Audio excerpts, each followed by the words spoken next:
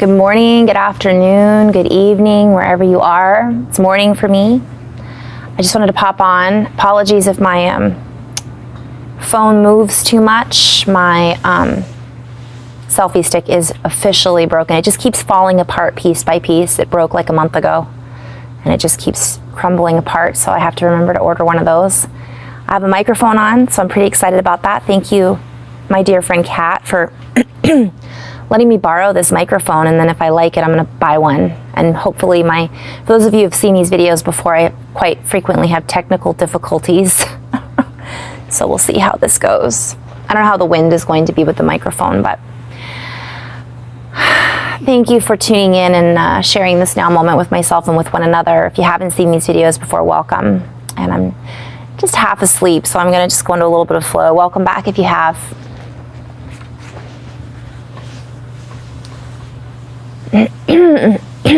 My throat's a little froggy still. I'll take one more sip of coffee.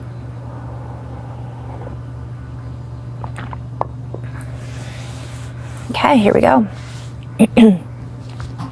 Of course, the light changed directions now, so we'll see how that looks, but oh well.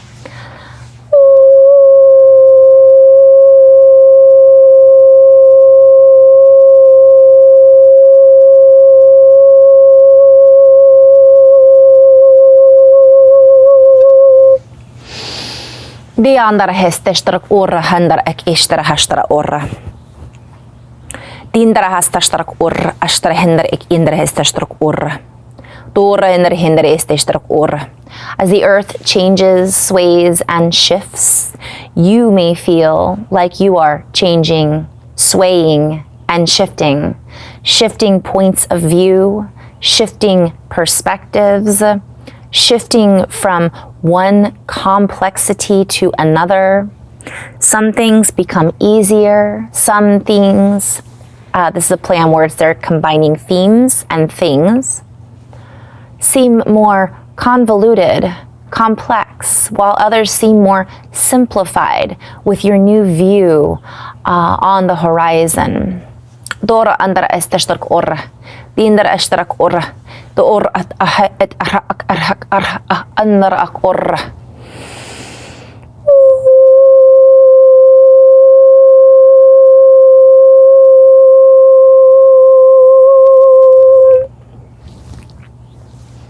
As you become more comfortable in your new suit of clothes, so they're kind of showing me the light body, the skin, all of the changes that are happening in the body because everything is different. As you suit up, so to speak, and you accept more of who you are, you allow more in of your truth, you ignite the light, the fight, so to speak, for truth. And this is a play on words. They're not talking about put 'em up fights. They're talking about that struggle that we go through oftentimes when we collapse. They're saying collapse the ego, but really kind of morphing into something different other than ego-minded or ego-driven.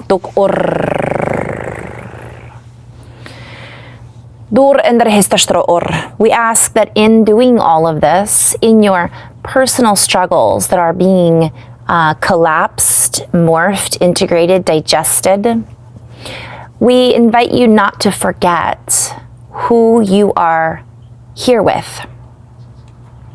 So they're showing me a lot, like family, friends, brothers and sisters, but primarily Mother Earth. For as Mother Earth goes through these shifts, you do as well, and vice versa. It would behoove you to play in her waters. It would behoove you to walk on her sands. It would be beneficial for everyone to come together in a more earthly manner, to recognize that many of the old traditions that the ancestors taught that have been lost in the matrix, in the matriarchal shuffle, so to speak. They're showing a stampede of people, all the craziness that's been going on for eons, and that in that stampede, obviously things were lost in the shuffle. We invite you to see past the illusion, the delusion, the incoming barrage of, they're showing me like a carnival, like distractions. We ask you to stay out of the woodwork. And this is a play on words, like what would used to work, what would usually work to keep you trampled is what they're showing me. We're being invited to stop reliving that, to stop playing in the muck, and to rise above it, and to see that those are no longer necessary. And they're showing me like lots of things, like what I've talked about before, conversations, television shows, and a lot of us are finding that we're not interested in the same things anymore. Many of you guys have already gone through all this, but this happens on little scales. This also happens with like, it can happen like that. Like one day you like a food and then the next day you're like, I don't ever want to eat that food again. They're inviting me to remind everybody to breathe.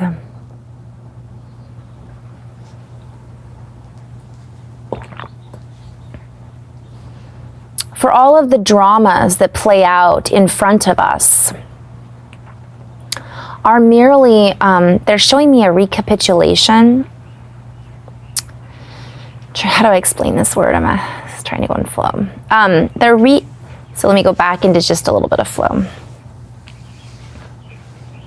The recapping of what has been, it's like a looping system. Like it's being shown back to us as a reflection of the echoes of the past, as well as some of the turbulence that has created, they're showing me pieces of like wreckage. So we're still seeing some of those wreckage pieces flying through the air. And that will be cleared the more that we connect with the earth, and the more that we unify with our higher perspectives, our higher directives, our higher self that is directing the show, if we allow it to. He, she, it.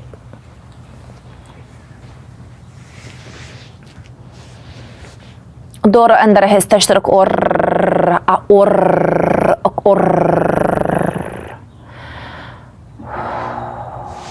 For we as light workers have stirred up the pot, so to speak.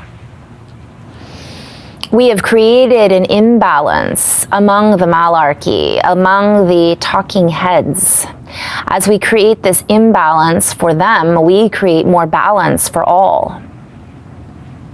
As we unite within our own knowingness of the extrasensory capabilities that we are all harnessing in these times, so to speak, we are calling the attention to the end times, for it is the end times for those that have been in the, they're showing me the talking heads again. Love that group. Dora ondora stashtarak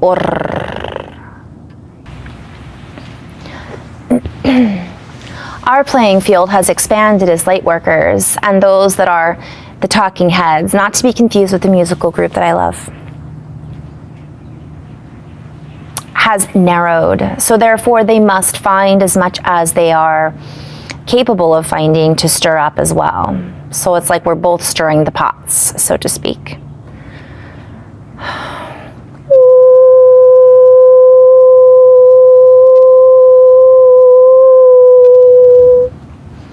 We invite you to continue to seek balance. We ask you to connect with those of like-mindedness.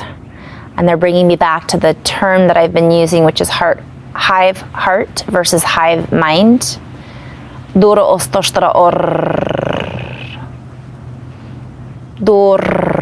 For you are creators, creating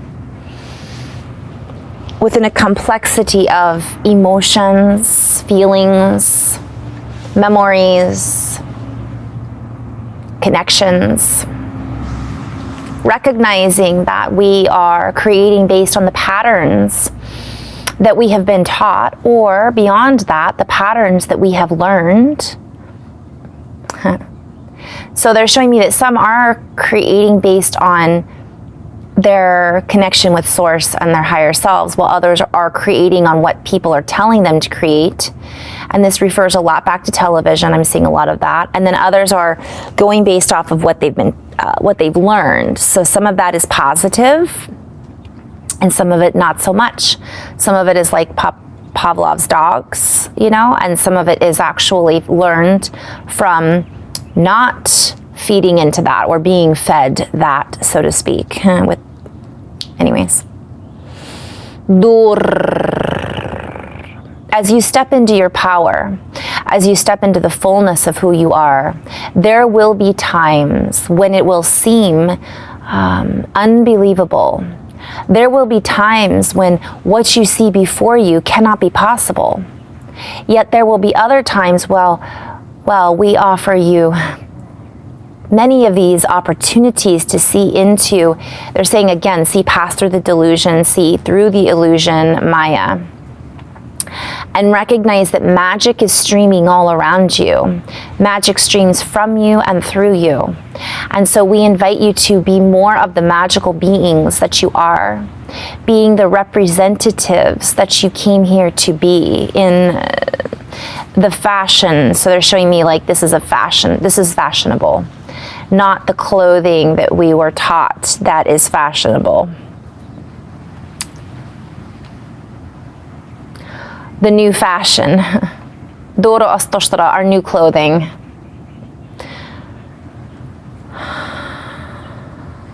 As you allow the magic in your life to unfold, as you allow the magic to show itself, to reveal itself in the gleaming architecture that you have requested.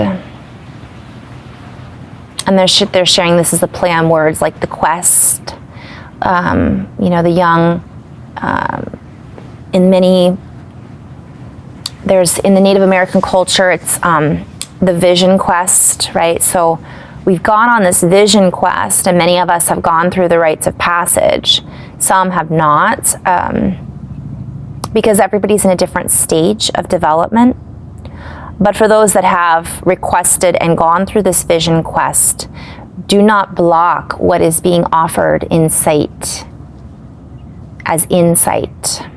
For the more in the heart, I forgot about the microphone. The more heart-driven one is, the higher compasses one will be able to follow.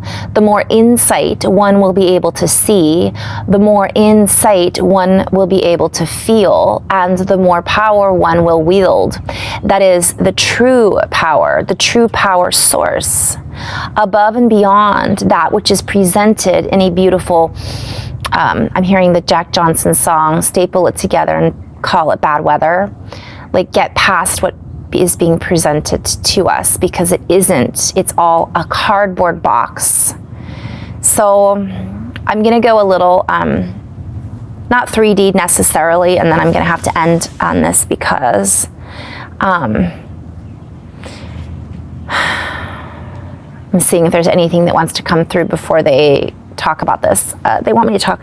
So you guys, my guidance team is me. As we connect more into our multidimensional aspects of who we are, we connect with our versions of ourselves that are more aware and more, I'll do a video sometime maybe just about the guidance team, but you guys know, a lot of people pray to their angels, a lot of people pray to their guides, some people pray to the elementals, some people it's the ancestors. I give gratitude to all of those beings, and I see from a very multidimensional perspective, my guides, other people's guides, what they are offering or what they look like. And we all have this guidance. We're waking up to it. It's that intuition, but it isn't outside of us, even though it is. So I might see my guides, and some of them might be blue. Some of them might be you know, angelic. Some of it might be from Sirius. Some of them may be my ancestors and the grandmother energy. And I also recognize when I have animal totems to work with. My animal guides, you guys, they come in all shapes, sizes, colors, and forms.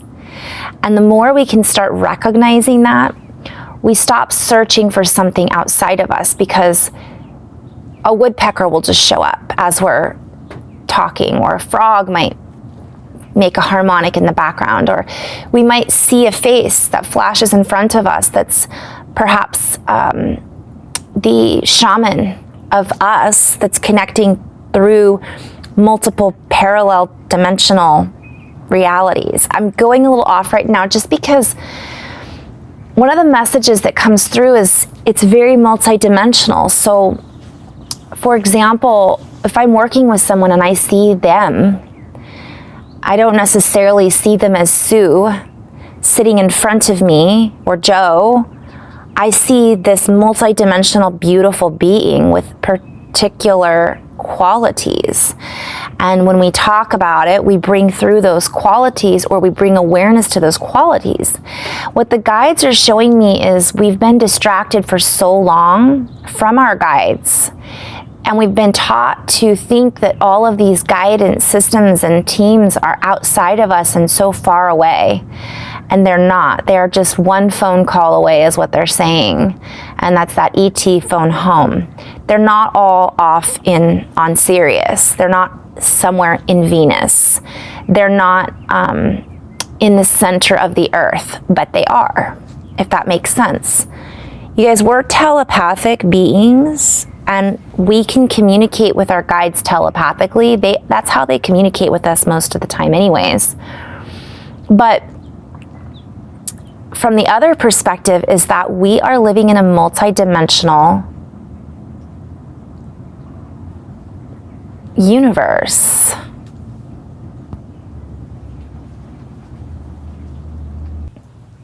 So we're being invited to see these multidimensional aspects of ourselves and to recognize that time doesn't exist. One of the messages that they're sharing, I'll go back into flow because I'll share this on a different video, but is that time doesn't exist, and the whole concept of our concept of time is changing, and it feels different, right? To a lot of us. Sometimes we all know, we look at the clock sometimes and go, where did the day go? But it's different than that. It's not just because we've got so much going on. It literally is, something about it has completely shifted, and we're learning how to navigate within these new, more lucid boundaries. They bring up a lot about lucid dreams lately. And they want me to talk a little bit about that. So before I move on, in the old belief system, it was pray to your angels, pray to your guides, ask them to come help you. And that is relevant. And I say prayer, it can be meditation. I'm starting to slide here. It can be meditation. It can be prayer, whatever works for you. But essentially, recognizing that these guides, we have a blue jay joining us. Yesterday was a woodpecker. It's funny, I'm in blue mode today. I always see that as a symbolism. I use this as an example. If we take things for granted that we're being offered, and we choose to, this was the message that came through the other day when I recorded and my whole recording shut down. We are being given these opportunities to recognize the magic in everything. And if we ignore those, it's basically like asking for guidance from our guides and then getting it, but choosing not to see it, or to say, well, that's not what I was looking for, therefore it must not be, that's not what I was wanting. Again, it's about letting go of expectations about how things show up for us, trusting that the universe is providing all that we've asked for, and showing up. You know, it's about going on that vision quest and seeing what's being presented before us. Oops. Let's see if I can get this to stay. I'm going to pause it. Technical difficulties again. Sorry about that, guys. So I guess I could hold on to this. But so if we're asking for a sign, and let's say a crow, and I'm going to share this story. I've shared it for those of you guys who've watched my videos before, and then I'm going to go back into the guides. The guides show up in all things because it isn't like they're just blue beings from Sirius. They're not just angels, which are our galactic brothers and sisters, because there's many different representations and they don't have to just be one thing. Just like you guys don't have to just be one thing. I'm not just one thing. Oops. Sorry about that. So quit expecting one thing or expecting these 3 things in this. That's what they're sharing. So they're asking me to share this story. So I had a crow. When I first started having all these synchronicities happen, it was about a year after I had all these synchronicities happen. I kept seeing rats and I kept seeing crows. Like the biggest rat I've ever seen in my life ran across my path when I was walking my dog. And my friend saw it. And I was so grateful that she did. And she's into, you know, this, oh, there goes my screen again. Sorry guys, I'm gonna have to hold on to it. She was like, I wonder what that means. And I didn't think much of it. I thought, oh yeah, that's cool. Then I'm walking my dog again, and there's a crow sitting on this telephone line. Apologies if you guys have heard this before. And the crow looks like it has a, and I had been asking for like big signs from the universe, like give me some big signs about what's going on. And the crow dropped this stick or right in front of me on the ground, like maybe 10 feet from me, and just sat there. It was the strangest and coolest thing at the same time, till I walked up and saw that it was a dead rat. So it was a dead baby rat, and at the time, and the crow just sat there cawing at me until I walked up.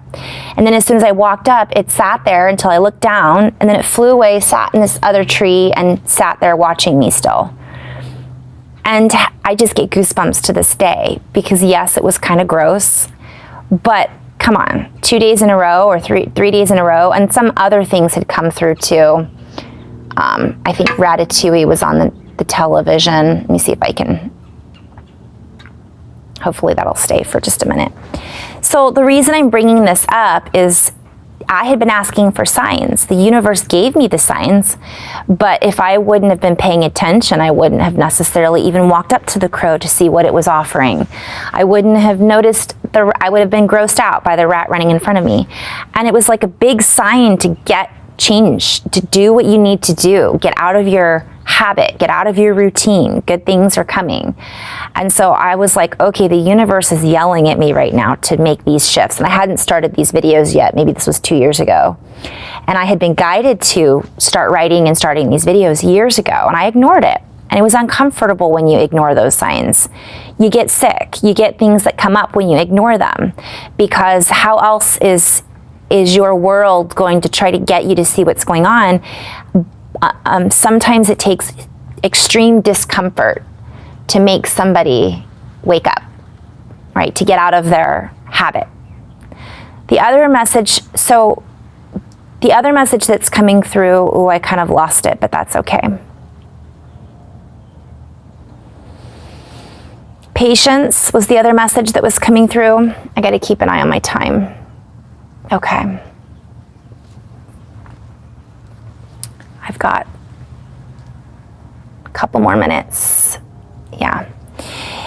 Everybody's going through discomfort and things that are uncomfortable, including the earth. And the more patience we have with ourselves, our animals, our pets, our friends, we're going through a lot of upheavals. You might have already been through your vision quest and now you're seeing clearly, but some people are still stuck in the mud and they're like, where do I go? What do I do? What's going on? The world is falling apart because they're just waking up. So it's really important for us to be patient with ourselves and with one another and our bodies. So I'm gonna kind of end on this note. I know I kind of went off on a tangent, but I only have a certain amount of time that I can make this video. So I'm gonna end on this note, call this video number 1, and then I'm gonna go into a little bit more flow and just light language for my next video. So thank you so much for tuning in and sharing this now moment. And I invite you guys just to really be patient with yourselves, patient with one another. Let go of the expectations of what things need to look like, and get ready for magic, because it is happening all around us. All right, love and light, guys. Namaste.